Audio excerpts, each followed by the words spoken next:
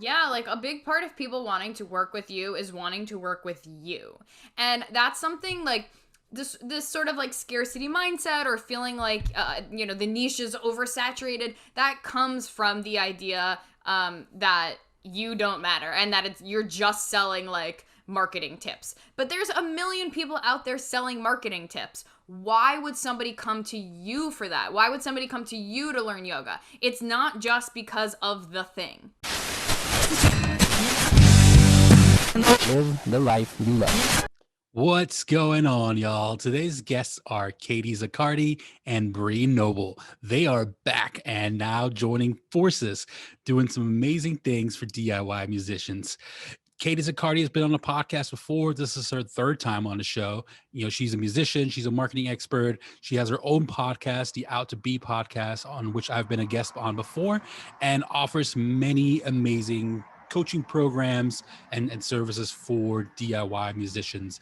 Bree Noble, also a musician, entrepreneur, and coach, helping independent musicians launch their careers and create extra revenue streams, which is what the two of them paired up for today, what we're talking about today in this episode, right? They're talking about a brand new course they're launching. So whenever you're watching this, the course launched in June 2021. If you're watching this way out in the future, I'm sure it's going to do a lot more amazing things for y'all. So definitely keep an eye out on Katie Zaccardi and Bree Noble, regardless of when you're watching this. But they're doing amazing things, and they're helping musicians, try to make their music career a full-time thing. And they're launching a course to teach musicians how to create a new profitable revenue stream for their business. I mean, it doesn't get any better than that, right? How do you make money in a digital age? And that's what we dive into in this conversation, as well as creating your brand pillars, like a lot of foundational stuff, right? What are some foundational things that you need to help launch your next revenue stream or your next project? And that's what we dive in today. So we'll get into brand pillars. We go into how to figure out what to launch, who to launch it for, right? Who is it that you're launching it for? What platforms are you launching on? How to, and much, much more. This was such a fun episode. I hope you all enjoy it and learn a lot from this. Thank you all so much for watching. Please make sure to hit the subscribe button, hit that bell to get notifications when we have new episodes and content coming out here on the YouTube channel.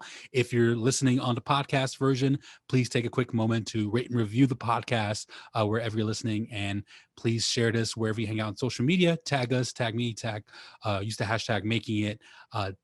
Really appreciate all the love and support. Leave a comment if you have any questions. I love engaging with y'all in the comments, and I hope you enjoy this conversation with the amazing Katie Zaccardi and Bree Noble. All right, we are live. I'm excited to welcome back two amazing guests, Bree Noble and Katie Zaccardi.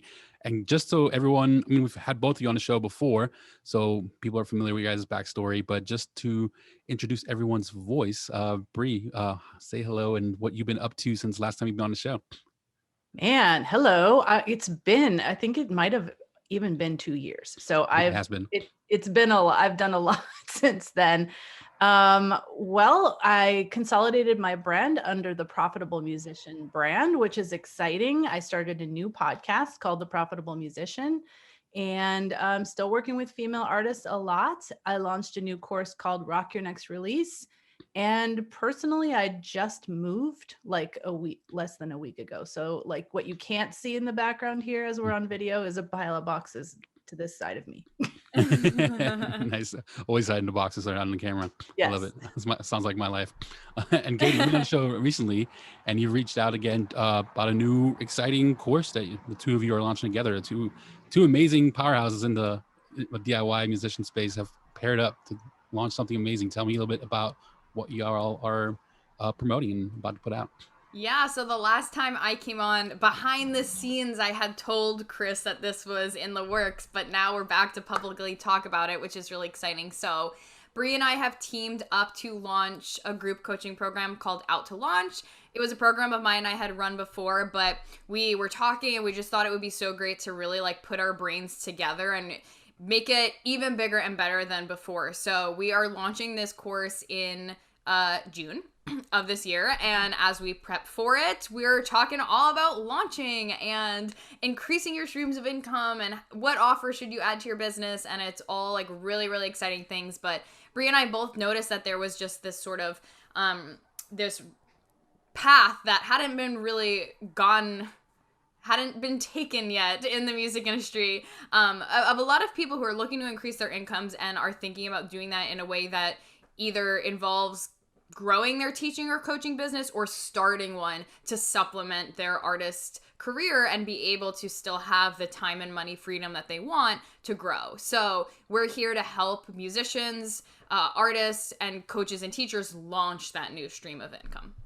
Got it. Bree, and then this new stream of income that you two are launching, it sounds like it's a coaching program, right? So are they teaching music? Are they coaching music business? Or what is it that people are going to be launching a course about?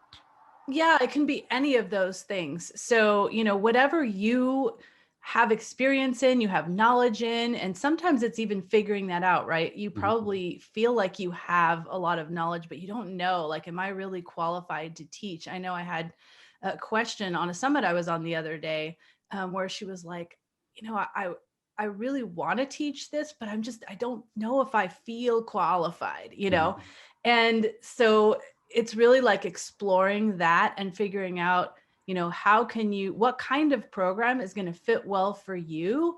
And if you're feeling at that point where like, I just don't know if I'm qualified, that usually means you probably should start with like a one-on-one or a group program, because you can kind of test the waters a little bit more. Whereas other options are a course or a membership site. But what we found are in our own journeys actually in doing this, because we both launched, a lot of different programs, courses, memberships, and coaching programs, is that we had to learn how to do this within other industries. Yeah. And we were working alongside of like people that are doing, like a yoga program, and like people that are doing a cooking thing, you know what I mean? Like all kinds of things, and a lot of business programs. And we're like, wouldn't it be cool? I've always wanted to like teach this specifically to musicians and help them monetize what they already know or what they do really well or their talents in another income stream, especially online, especially after last year where we found that we can't always count on all of our streams of income as musicians. And so that was kind of why we came together. I've personally coached in other different programs where I'm not coaching musicians on this subject, but coaching other people to start programs like this. And I'm like, oh, I really want to do this for musicians. And I knew Katie was also doing it. And I'm like, oh, it'd be cool to do it together. So that's kind of how it happened. Yeah. And I'll add too that it's not just like coaching business coaches for artists. Like it might feel like, oh, it's like you have to join this only if you are teaching other artists to grow their career. No, you could be a wellness coach for musicians. You could be a guitar coach or teacher. You could be a performance coach. You can be a business or maybe like a marketing or brand coach for musicians or in the music industry. But it's really like all encompassing of music industry being your niche, and you are a coach or teacher of something of your expertise within that. Got it. Okay. And then I guess to go backwards a little bit before like figuring out what we're going to launch, because we need to figure out what is it that we're going to launch, right? And one of my favorite books is Content Inc. from Joe Pulizzi. He just had a revised edition come out this year. And in that book, he talks about the sweet spot. The sweet spot is where knowledge and passion intersect. So, just because you're a musician doesn't mean that is your only thing that you're passionate about or knowledgeable about. So I guess, how do you help someone figure out what they should be launching a product in or a course in? I'll start with Katie on this one. Yeah, so it really goes back to figuring out what your expertise is. And a lot of coaches will say the same thing, but I think it is a really good analogy that you only have to be 10 steps ahead of someone to really teach or coach someone on something. So some people will have formal education. Like I was talking today to a client of mine who was like, I've been stuck in this thing. Like I have to be my ideal client, but I have like a master's degree in vocal pedagogy. Like she, you know what I mean? She has formal training in that. So that's how she learned what she learned. But a lot of people learn what you learn just by experiencing it. Right. And for example, in the instance of this client, she was talking about adding a mindset aspect to it, and that a lot of that came from experience, from coaching that just like she happened to do within her vocal teaching space, from her love of the Enneagram and her independent study of that. So like you don't have to necessarily have like an official training. In fact, for a lot of these things, there are not official trainings or certifications that you can even get. So it's just thinking about like, what is a skill that you have or something that you've learned and became really good at, or that you enjoy doing? Like, do you enjoy helping people solve their problems? Do you enjoy talking about mindset? When I started, I really, really was passionate about kind of like overcoming this mental health issue that we had in the music industry. So I really enjoyed helping people avoid burnout, come out of burnout, work through stress, that kind of thing. So you can really start to think about like your journey and where you've been and what you've learned, and also just anything, like I said, skills, interests, talents that you have naturally that you can teach on, that other people don't have naturally and they kind of need support with. Yeah, I would say too, like, in my experience, I had a corporate career before I was a music. Well, I was always a musician, but before I went out and toured and all that. And I have a background in finance. And so, I started to notice that there was a lot of gaps in the music industry for musicians of understanding finances, understanding, that they were a business and that they needed to think that way. And so that was kind of where I was like, aha moment. Oh, this is actually a place that I can help. So look at what you have, what and maybe where the gaps are in the industry and how you can serve. Like Katie said about the mental health, like I know when she started talking about that, she was one of the only people I saw doing that. I was like, wow, that's a cool angle. Yeah. And I like how Katie mentioned being like 10 steps ahead of a beginner, right? Because it's really all it takes. Like if I'm taking yoga class, I'm trying not to use the mental health example this time because I talked about my experience as a yoga teacher on another podcast. It's such an easy example to use. now we're going to yoga. That's the new thing. But if I take a yoga class 5 days a week, and I've been doing this for, I'll say 2 or 3 years, right? I mean, I may have not taken a yoga certification yet, but I might be a little bit more of an expert in yoga than someone that's never taken a yoga class. So yeah, that would put me 10 steps ahead, I would assume. Yeah, that was my exact story. And things like yoga or like voice, for instance, those are things that I definitely recommend you get training in because you're dealing with people's bodies. But just like you were talking about, when I, for those of you who don't know, I am a certified yoga teacher. I got my yoga teacher training like 3 years ago. So when I was thinking about doing it, I remember my dad being like, are you sure you could do that? Because you don't know how to do a headstand or a handstand or any of these crazy poses. So like, does it make sense for you to become a teacher when you can't do like expert level stuff? And when it came down to it, the answer is yes, because not only did I not need to know how to do that stuff, but I also didn't need to teach that stuff, nor did I want to teach that stuff. I really liked teaching slower paced yoga that really helps people to calm down, regulate their nervous systems, release anxiety, because that's what helped me on my journey. And you don't need to be bending over backwards to do that. You don't need to be upside down, right? So I was just able to, I got the training, and not only did the training, of course, increase my skill level, but it also just gave me the tools to say, I know I'm really confident to teach like this class, this relaxation class, this beginner class, this whatever it is. And so that's what I'm going to teach, right? Like I don't need to be doing the headstands, and I'm not going to teach headstands when I don't feel confident to do it, but I still can help a lot of people by doing what I do. I need to take a yoga class with you because I'm not standing on my head. So I'm going to bring it back to Bree. So Katie and I have talked about, I think you and I have talked about this too, brand pillars, right? Start trying to figure out what your artist brand is and what to post about on social media. So if I just go ahead and start teaching a yoga course and I've never posted about it on my Instagram, though, even though it's something I constantly do, it kind of sends a confusing signal, I think, to the fans if all of a sudden, hey, I'm doing a yoga course. So I guess taking it back a little further, even more, what should an artist post about on their social media besides their music and promoting their music. Like, I think people these days want to know the person behind the music, and humanizing the brand is something I always talk about. So how do you humanize the brand and figure out what you talk about, but also not talk about everything you're passionate about, right? Say you're passionate about 20 different things. You're not going to post about 20 different topics, or else it just becomes really confusing. So how do you figure all that out?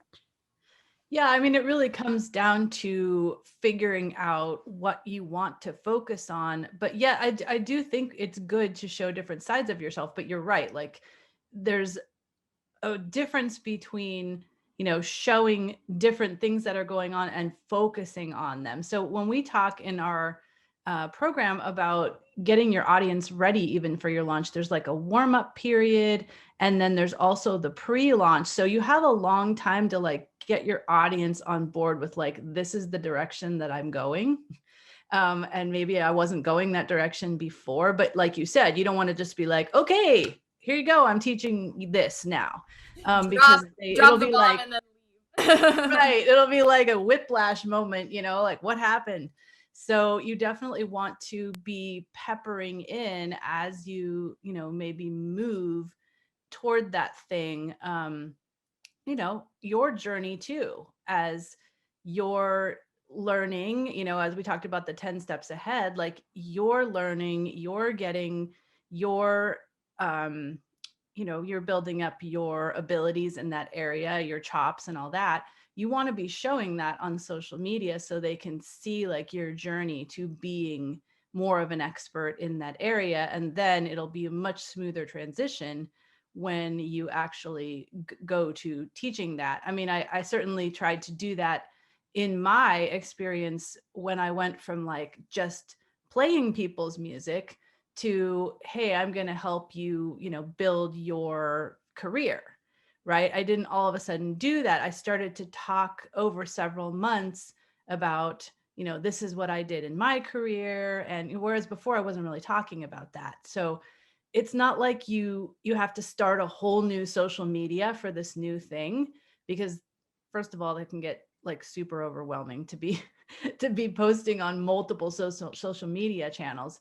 And there are people in your audience that probably do want to know about this. Maybe there are some people that are like just there for your music, but a lot of people are there because they like you as a person overall. They like what you stand for and all that. And they would want to learn other things from you.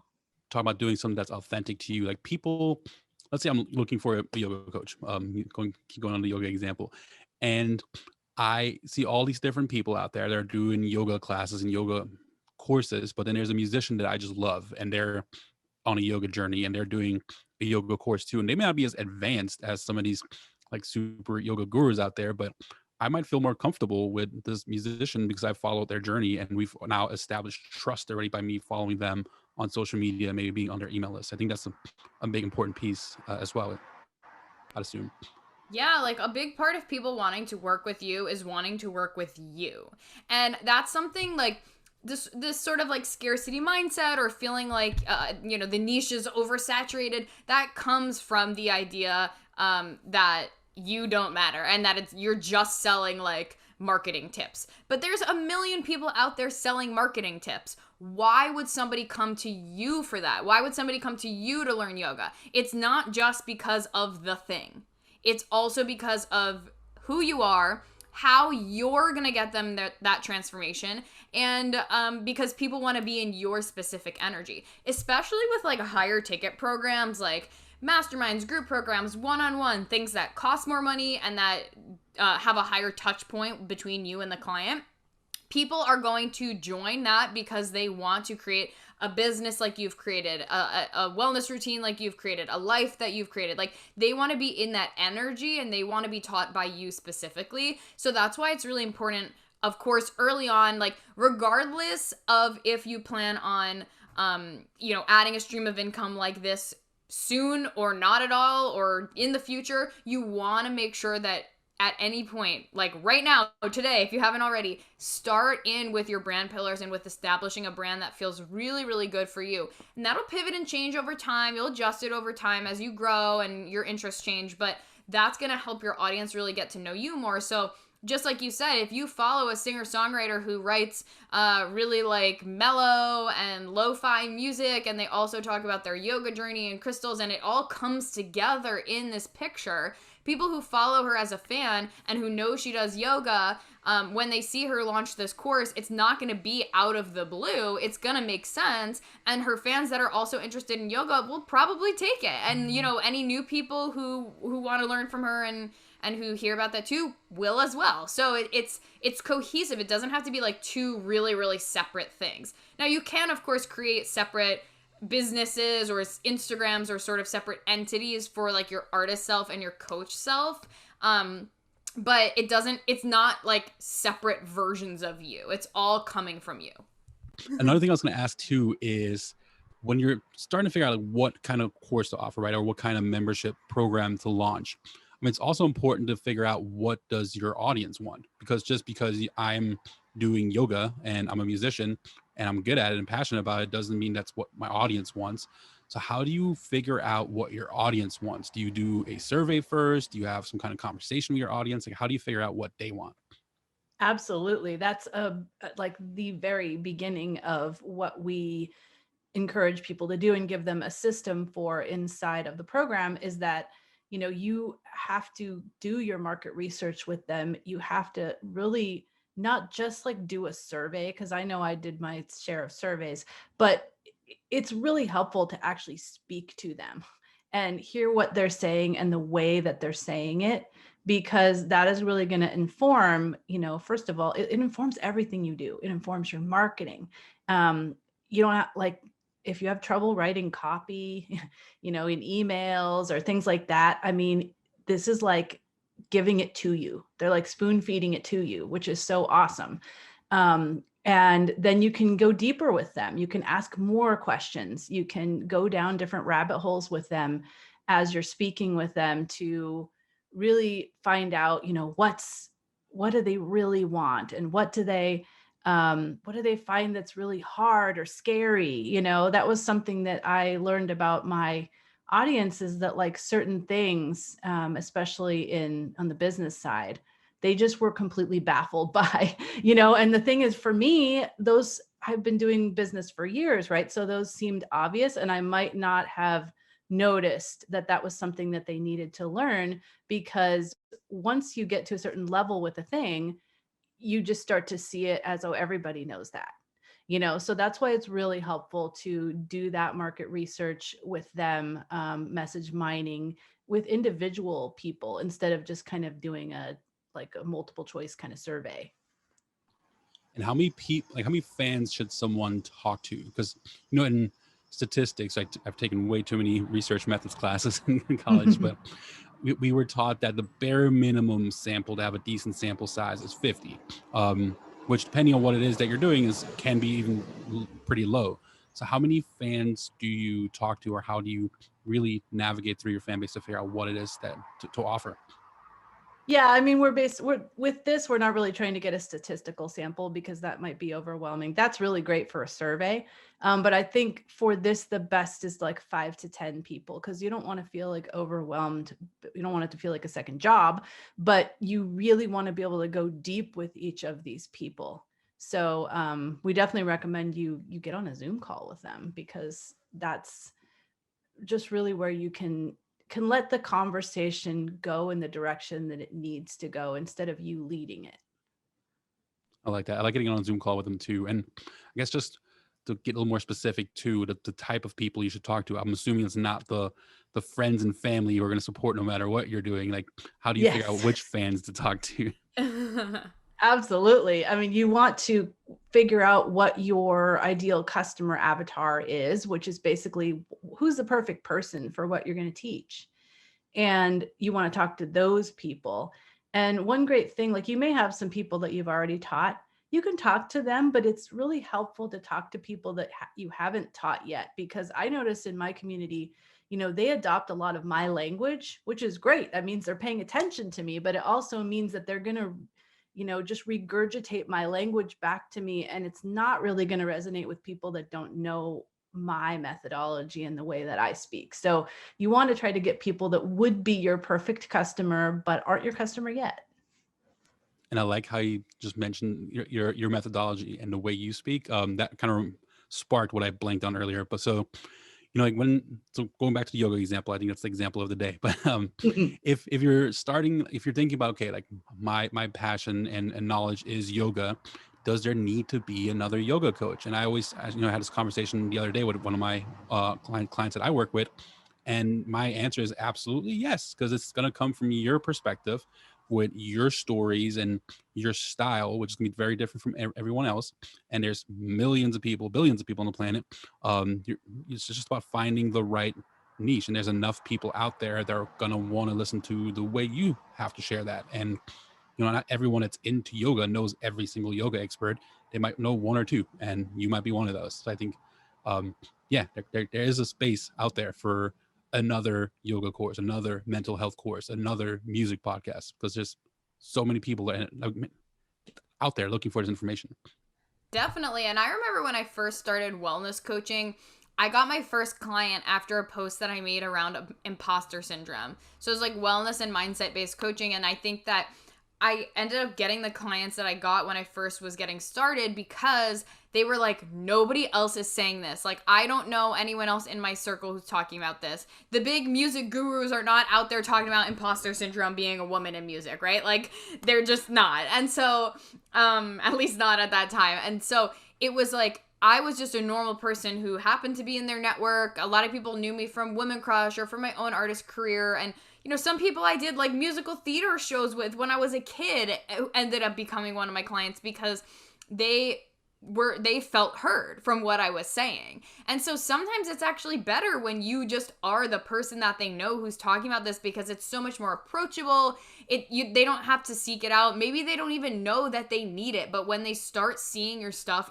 things will start to click, and they know you, they have a relationship with you, so they can reach out. Even if you don't know them personally, like, you have a social media relationship that makes it easier for them to reach out. So I totally want to just like second that, and again say like that's sometimes why we recommend starting with a one-on-one or group program as opposed to like a membership or a course, because when it comes to income as well and getting clients, you can do something that's one-on-one and take on 5 clients and make the same amount of money that you would filling a course with 50 people. So when you're just getting started and your audience isn't as big, that's okay. You can still make a huge difference in people's lives, and you can still get clients and make money right off the bat. Yeah, I think one thing that you can offer when you're just starting out is access. I don't have one-on-one clients because I don't have time, right?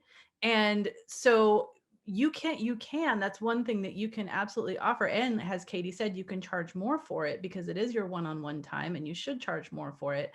But they may think of 5 different music people that they look up to, but none of those people are going to have time to work one-on-one with them. And so as an individual, you can really offer that like hand holding that they need at that point.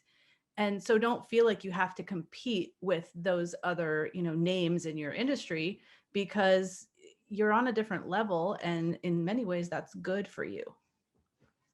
Absolutely. Yeah. I'm going to try to push myself to throw other examples out there besides yoga and mental health, just so people can see this applies to pretty much anything. So let's say I wanted to my content that I'm doing, or my passion is homesteading or home gardening. What about like recurring content? So of course I'm posting my music on all the whatever platforms I'm on, covers, maybe original music videos, acoustic videos. But if I'm gonna create a course around homesteading, then should I be posting content around this too on what platforms? Well, you're asking me the wrong question because I have a black thumb, so what content do you post? I have no clue. No, just kidding. I feel everything. Well, not specifically what type of content, but like... No, yeah, I know what you mean, yeah. But yeah, exactly. So you want to be like... I think that the key here is that it has to tie into your brand. And this is something where you might consider having like a separate account where you are talking exclusively about the business and you're talking exclusively about that topic, because it is quite different from your music profile. However, you can still use your music brand and profile to gear people towards that. So like, you can talk about, I just got out of the studio and now I'm going to do some gardening. Or this is the plant that I have in the studio. These are the plants I have here. This is that thing. By the way, if you want to learn about it, go follow my, homesteading page here. And then on that page, you're talking more about specific like brand pillars, content ideas, related to that, because we generally recommend, especially in the warm-up phase, you want to have educational content out there that helps them learn, because of course you want to be providing value so that they know that you have a lot to offer, and that's going to make them want to work with you even more. You want to be doing problem awareness content, so pointing out things that they might be doing wrong, things that are wrong with the industry, things that make them think about their beliefs about what they're doing or what's possible for them, and of course also sharing things like social proof and really just positioning yourself as an authority. So sharing the wins that you had, the wins that your clients have had, interviews, story reshares, all of those things help to build you up. So that sort of encapsulates it. And when you are a musician bouncing multiple streams of income, you definitely can do it all from one profile. And you just have to know that like your focus at times is going to be different, which is true even for us coaches. So for instance, when I was talking to you, or like back in April, I was focusing a ton on social media content because I was launching Audience Builder Bundle. Now I'm talking about launching. Nobody's like, what is she talking about? She was supposed to only talk about social media. Like, it doesn't work like that. They know that I'm just flowing in between programs and I'm launching different things. So if you're an artist or multifaceted musician and people begin to know, and you do have to establish this by saying it kind of over and over again, demonstrating it, but once people begin to know that, she's releasing an album and then she's launching her course, and it all just flows together because you make it flow together, that works. And at the same time, just depending on how you want to navigate your business, you have the ability to like have them as two separate businesses or two separate like fronts, like we were talking about earlier.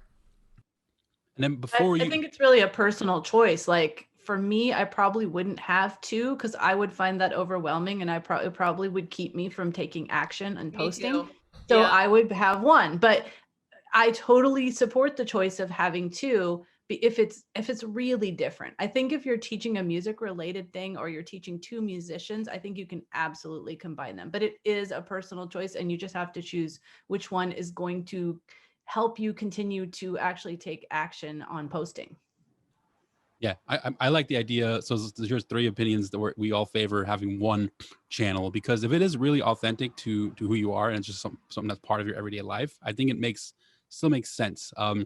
I'm currently building a YouTube ad targeting list, and for this artist that I build this list for, like you're building a list of over 1,000 videos, and I'm going in one at a time. So I'm seeing what other artists within that genre are doing.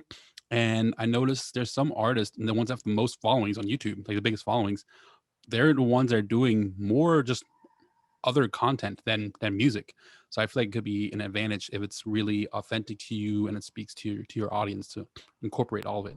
Well, that's the key there. I think it's really about who your ideal client is. So similar to Bree was saying, like if you're a musician and you're teaching other musicians and you have a lot of those people as your fans, then it makes sense. But like if your fan base as a musician is a totally different avatar than your ideal client as coach or teacher, then it should probably be different things. So like if your ideal fan base as a musician is like hard rock, I don't know, metal lovers, like metal heads, and you go really hard, and then you have like a planting business and that's like peaceful planters who are like doing it in their retirement, like maybe you want to have two separate things because those are like totally different. Yin and yang? You could do both. You could. I'm sure there are people out there who are both of those things. But you get what I'm seeing, right? Or saying, right? Like you want to get clear. Like if your ideal client is very, very different, you're not going to be able to speak to them by having everything on the same profile, because one audience will be confused at any given time. So in that case, it's probably better to separate it. But if the audiences are similar, you could keep them together. Who says gardening is not tough? Actually, my dad is the only one in my family who like really gardens, and he's really good at it, and none of the women do. He's a tough guy gardening out there. I love it. When you're getting ready to launch this new program and this new subscription model or revenue stream, I would assume you also have to build up a warm audience because you need someone to promote this to. So how do you build up this warm audience? Are you doing this all organically? Are you doing it with digital ads? Is it a combo of the two? And I'll start with Bree. Okay. We really don't recommend jumping into ads, especially in your first launch, because your first launch is really all about testing and seeing what's resonating with people. And, the Facebook ads algorithm, like it's just a little bit of a crapshoot at first. It really involves testing, and then you can really dial in your messaging and what's going to connect with people. So I definitely don't recommend using ads, especially on your first launch.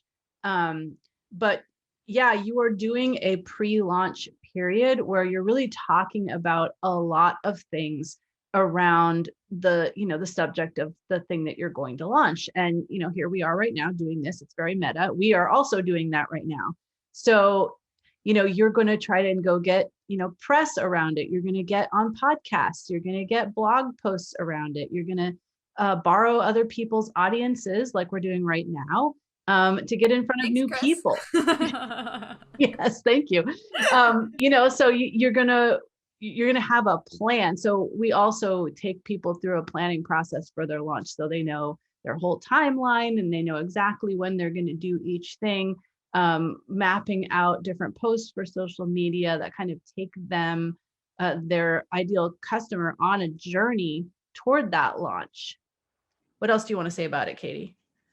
I think you really just like covered everything, to be honest. I agree. I still don't really use ads in my business. And I think that's a mistake a lot of people make, is like, oh, I'll just create the course without testing it. And then I'll run ads to it without testing it. And then they get mad when they don't see results. And the thing is, a lot of those, every part of that process requires testing and adjusting and really getting to know what your audience is reacting to. So it's really about like that grassroots organic marketing. And the market research helps with this because you can also start to figure out what their problems are, what they want to know, the words that they're using, and by using those words and speaking to their problems, solving their problems, helping them with really value-adding content, that's going to bring more people into your audience. And with the testing, how do you test, and then how do you know if your test is working or validating that your idea is a good idea? So like, are you saying for the actual thing that you're going to launch, or for testing the different like pre-launch content that you're doing? So let's say you have an idea of something you want to test, like something that you want to launch as your program. How do you know how would you test that to see if it's actually worthwhile launching? And then how do you know if your test is affirming, yes, this is worthwhile? Right. Well, the first test is really the market research and message mining phase. If you get on calls, if you have trouble getting on calls with people that you think are your perfect customer, then you might not have defined who that is well enough to attract the right people. You might not be. I mean, one way is to make sure that there are actually other people out there launching something like that.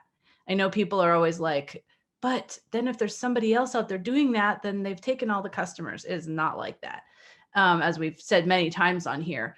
But if you see that there are other programs like that, that's already a verification that there are customers out there to be buyers for those programs. Therefore, there are going to be people that are going to be interested in buying yours. So that's helpful. Getting people on calls and gauging their level of interest in it. And you can even ask them when you're on the call with them, like, if there was a program that could help you with this, would you be interested? And that doesn't really answer the question, because they only answer the question with their wallet, like for real. But it is helpful information. And then during the pre-launch, you can see and gauge how people are interacting with your content. And we have had people that have had to like abort, and pivot and decide to launch a different thing, because they were able to see, there's just either I haven't attracted enough people into my audience that are going to be a perfect customer for this, or I'm not clear enough about what it is that I'm helping people with. That's another one that we help people get clear with, because if you can't explain what you do, they're certainly not going to understand what you do. So those are some things that come to mind for me that help people know whether they're on the right track or not. And then once you've let's say you've validated your idea and you're set, okay, this is how I'm going to launch it. Of course, other things you could test is your messaging, like the captions you're going to use, your actual call to actions. And what I always say is, I think I heard this from Circa with Entrepreneur. He said, when you're creating a free piece of content, right, you're basically making a deposit into your bank account because it's offering value. And let's say that deposit is worth $1. And now whenever you have a call to action, the call to action is worth -$3. So every time you have a call to action, you're doing a withdrawal from your account, and every time you give value, you're making a deposit. So as long as you're in a positive balance, you're not turning off your fans by having call to actions all the time. So when you're trying to figure out what your call to action for this is, I'm gonna push back a little bit on the ads thing. What are your thoughts about using maybe a small budget of ads just to test different captions to see what captions work the best? I don't think it's necessary. I'm gonna dig my heels deeper into the ground. No ads. No, but I actually don't think it's necessary. Like, I think that and now listen, you can do this for free in some senses. Like, you can send emails with different subject lines out and segment your group. You can also maybe do like a post on your story or a post on your grid on Instagram and then a story with like sort of different punchlines and see which one does better. Like, you can definitely test it in different ways without having to spend money to do it. And listen, like, yes, there's going to probably be a time and the place where you have the massive budget to be able to test it, and you can, but I think that ads are quite complicated, and to make it worth it, even for a testing purpose, it requires like a lot of time and also money. So I don't think it's worth it. However, like I said, I definitely think do the free ways. And you just want to gauge your audience. Like, if your audience is responding, you'll know that they're responding. Like, if nobody is liking your post, commenting on your post, no DMs, no polls answered, no question box responses, then they're not engaging. We need to switch things up. But if they are, then that's a sign to just keep going. Like, you'll know, you keep the post on it. If one post doesn't quite hit it right, that's okay. It's not a big deal. We move on and we just go from there, right? So I don't think that every little thing has to be tested. And the other last part I'll add is that's why the pre-launch warm-up is so important, because ideally when you go to sell in the first place, your audience is basically ready, aware that you are going to put this thing out into the world and like waiting to buy it, or at least thinking about buying it, and they're just asking you questions, as opposed to having it be like, what is this thing? I had no idea this was coming. I'm so confused. I'm just like warming myself up to this idea right now. Yeah, and I do want to jump in on the ads thing, because obviously I use ads. So I'm not saying that there's anything wrong with ads. Ads are amazing, but when tested, right? And so I think if you get to your second launch, after you've launched, you've tested a whole bunch of things organically, and you know your messaging is on point and all that stuff.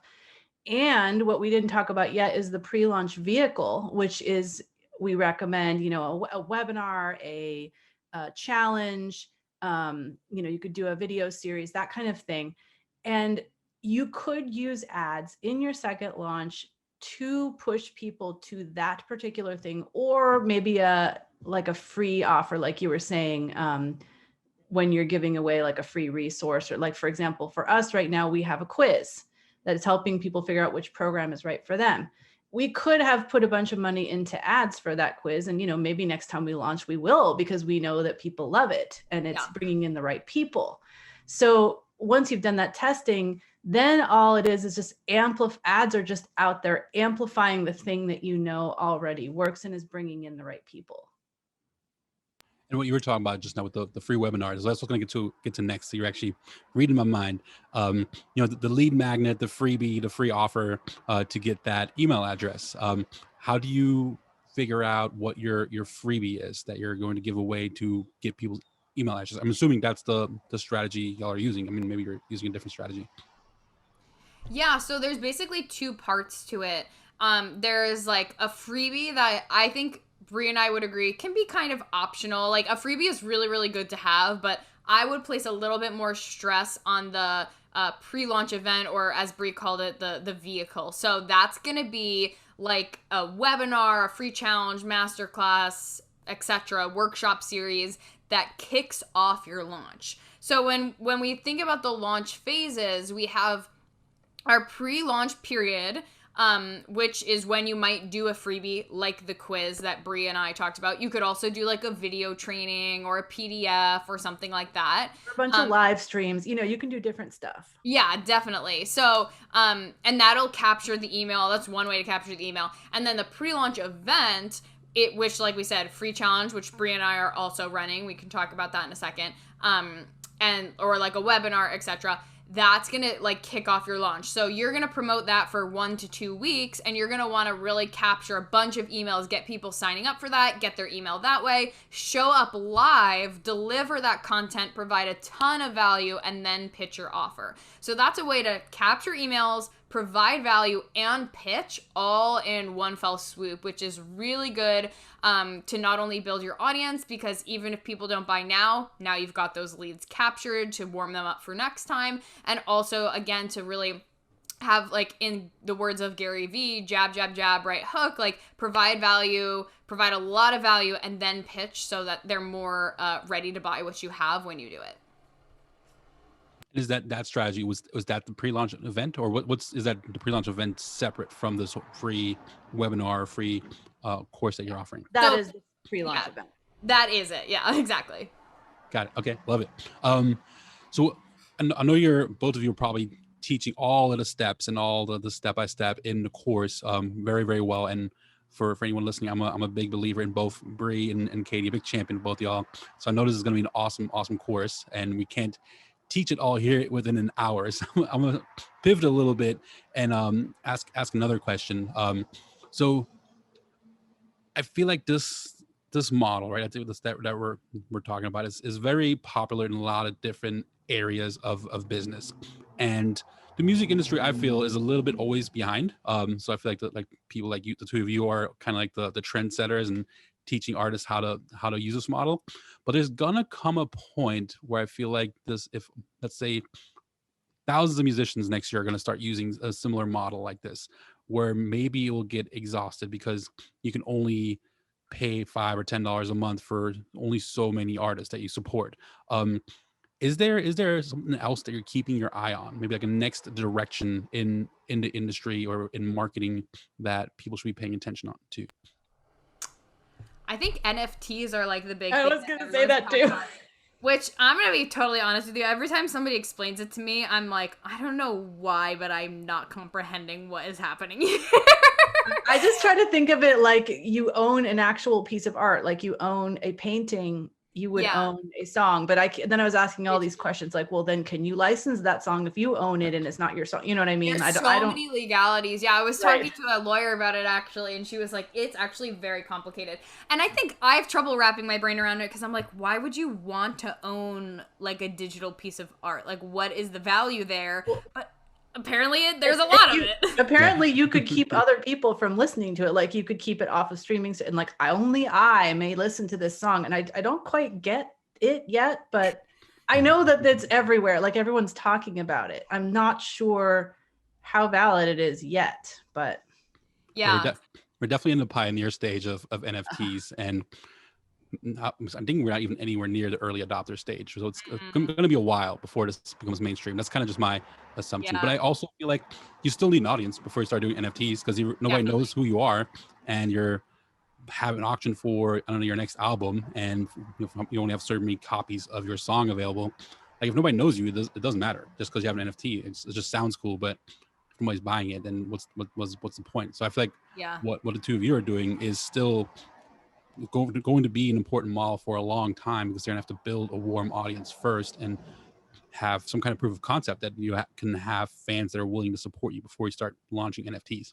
Also, I want to add that it's not just about like Bree and I are teaching this and then our students are going to regurgitate this into their own courses, and then they're going to regurgitate that, and it's just going to be like a pyramid scheme of people teaching people how to launch. Like, it's not, I don't think that's multi-level marketing. Happen. Because what's really going to happen is like we're giving people the tools to be able to build their businesses, and every person's business looks different. Like we talked about, everyone's has a different expertise, specific niche, etc. So, and what I'll also add is I think it can be applied in many different ways. Like you can apply a lot of these tools to a release, or what I'm thinking about doing later in the year is a cabaret show that I've been thinking about for so long. And I want to experiment a little bit with like taking these launch concepts and applying it to some sort of maybe like Patreon that goes along with it. And that allows me to like fund the cabaret and also make money and also teach people how I'm doing it. So like there's a lot of really cool things you can do with it. By the way, nobody steal my idea. I'll come for you. But there's a lot of cool things you can do with it that's not just like, oh, I learned how to do this, and then if I don't build a course business that makes me a billionaire, then it's not worth it. Like, no, these tools will help you learn how to sell, help you learn how to create strong offers, help you learn how to better connect with your audience and warm up your audience for any launch, for any project that you have coming in the future. Yeah, it's interesting because we've both been applying this to musicians in a totally different way. Whereas I have my Rock Your Next Release course, I'm helping musicians plan the launch of their album or EP. And Katie has been talking a lot about Patreon. So, we've already been applying it to music in a different way before even talking about launching a program. And did this model work? So something so speaking like other like areas concentrate on, like I'm really getting into learning about Twitch, because apparently it doesn't take a ginormous following on Twitch to make a decent living as a musician. I was Ari Herstand's podcast, and they were talking about how it could be as little as 150 followers, and you could make an average of $25,000 to $50,000 a year just being a musician and just live streaming on Twitch a few days a week. Does this model also work for building an audience on Twitch? I know nothing about. In fact, I tried to go to an event on Twitch yesterday, and I'm like, wait, I can't find my login.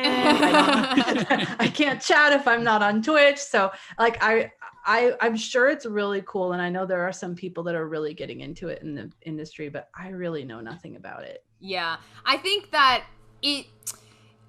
so like yes and no. Like, there's definitely things you can apply to it, but I think that it works better when you have something that you're putting out there. So it could be a physical product, like it could be a merch launch, it could be like a show, it could be Patreon, a program, a release, those kinds of things. It works better for, because the idea of a launch is like you're building up to put something out of the world that people. It's a runway to a final, destination. Exactly. Yeah, so could you hype people up and launch your Twitch? Like, yes, you can definitely do a Twitch launch where you're like, okay, 4 weeks until I'm on Twitch, we're getting all of it ready. Okay, yeah, we have our kickoff party, we're building the audience, like, yes. But Twitch or YouTube or things like, or Instagram, like, you're not going to do a launch for your YouTube or for your Instagram. Right. Yes, you will announce it and you'll put it out there, and you'll like do like a mini launch, I guess, but it's not quite the same thing as. But it could totally apply to something like launching a podcast or a book, which I know several of my students are doing. Those two things. So as musicians, we're very multifaceted and multi-passionate. And so I used all these concepts when I launched my book and my new podcast. What are some of give me one of your favorite success stories, since I know both of you have worked already with some musicians for the past couple of years or so. What's one of your favorite success stories? Well, one of mine is someone who actually now is a coach within my academy because she's so awesome. But her name is Tara Brisky, and she launched a program called Book Like a Boss. And she and I knew each other, but I didn't realize she was thinking of launching a course. And so we just started talking, and then I started working with her and helping her.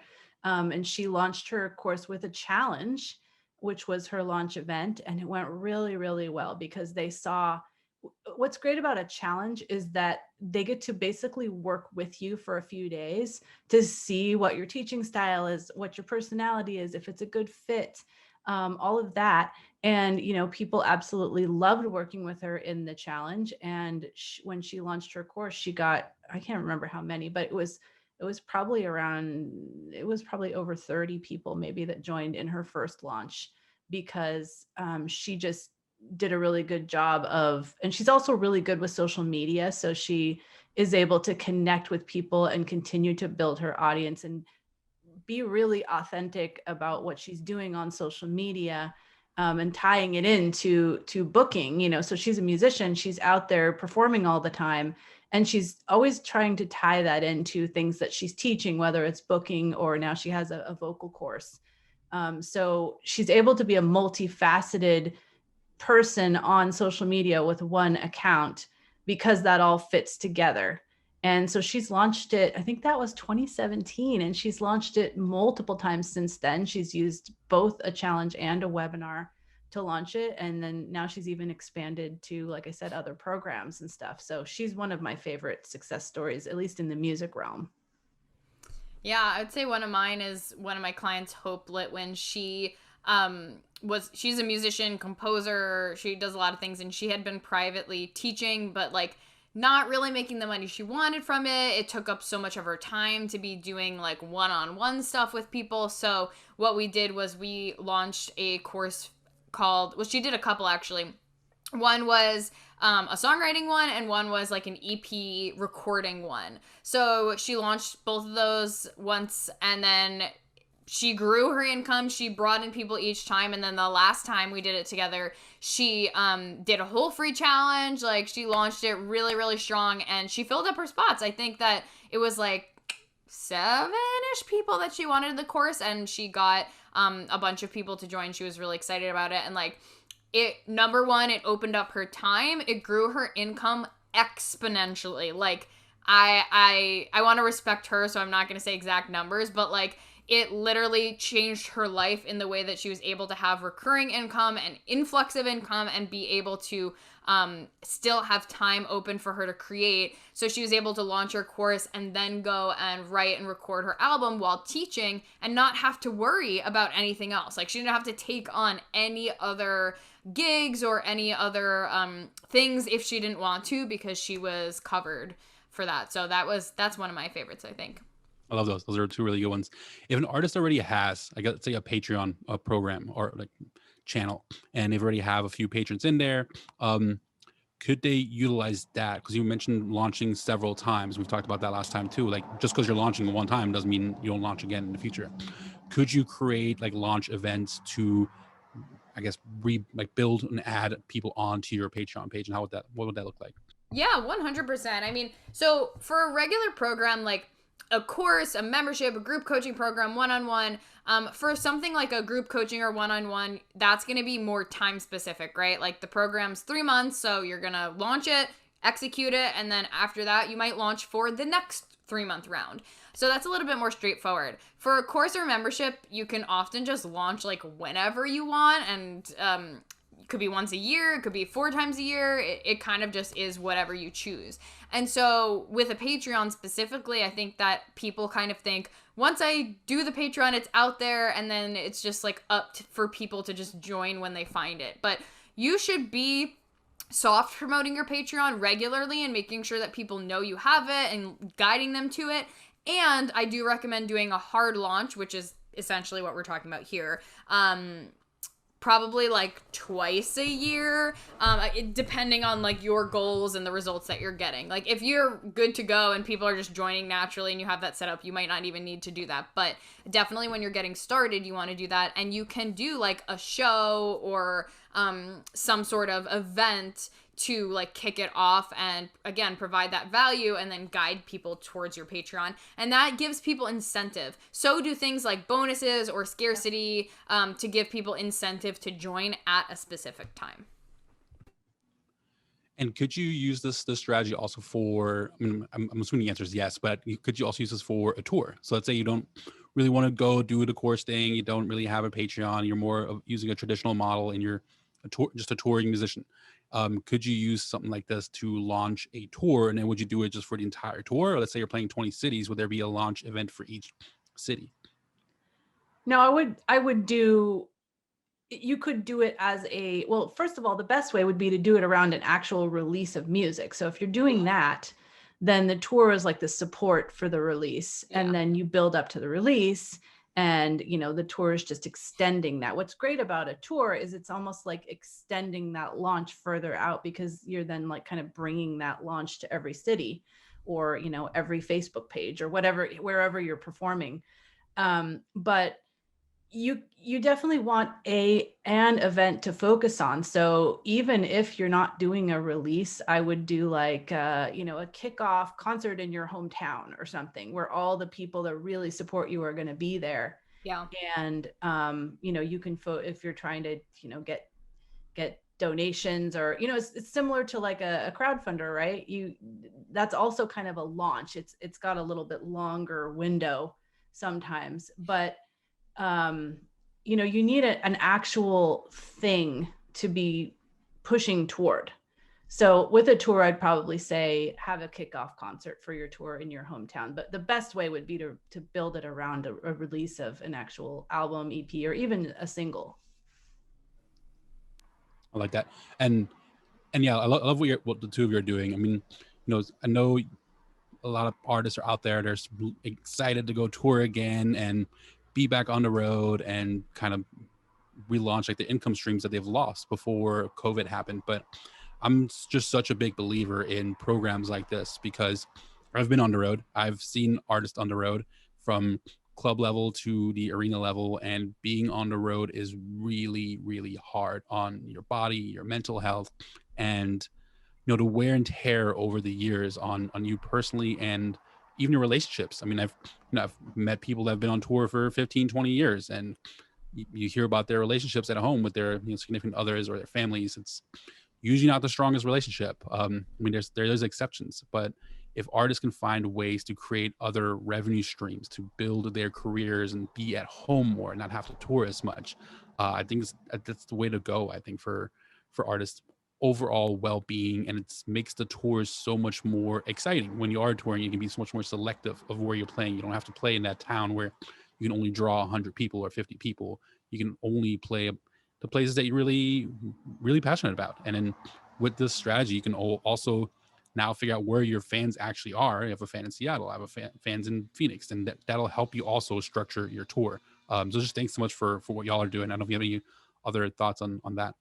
I was just going to say that, what's great about it too, when you're teaching or doing a program online, is it opens you up to be able to move. So whether you want to stay at home, which is great if you want to spend more time at home and not tour, but if you do want to have that tour, or you want to, even have short tours or whatever, you're totally mobile. You can teach and coach and help people from anywhere. I know last year during the pandemic, our family took a road trip across the country, and I spent 2 months in Maine.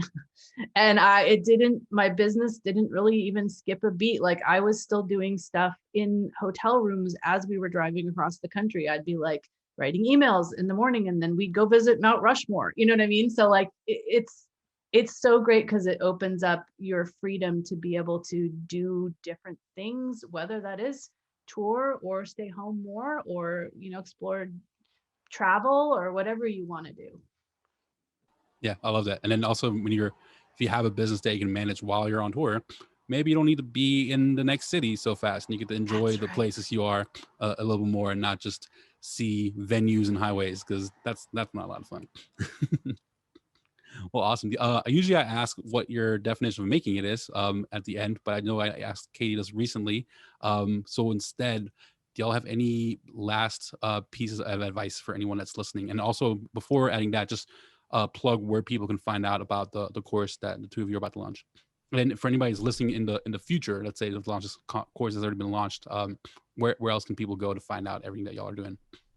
Yeah, so you can take the quiz, which will help you figure out which offer you should add as your new income stream and launch at katiezaccardi.com/quiz or profitablemusician.com/quiz. You can also sign up for our free challenge, which will give you our three-step system to launch at katiezaccardi.com/free challenge or profitablemusician.com/free challenge.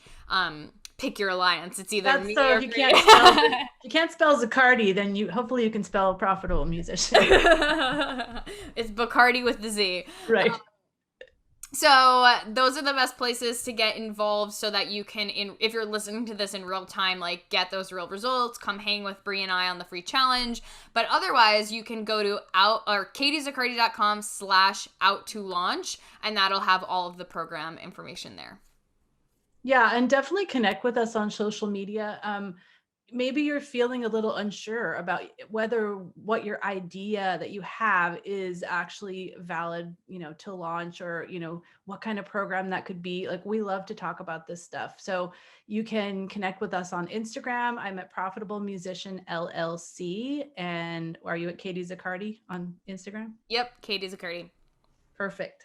Yeah, so definitely DM us there. And I'd say my piece of advice would be don't talk yourself out of it. Like, you've got this, like, you can launch, and you just need the tools to do so. So just like Bree said, if you have an idea that you're unsure of, or you really want to launch but you don't know the steps, come talk to us, come to the free challenge. You can do this. You might just need the tools, the support, and the accountability to really make it happen. Yeah, and my piece of advice on the back of that is don't compare yourself to others. Don't be like, oh, well, my audience is not very big, I probably can't launch anything. Like I said, there are some advantages to having a small audience. So don't think that you have to be at a certain level in whatever industry you're working in to do this. Live the life you love.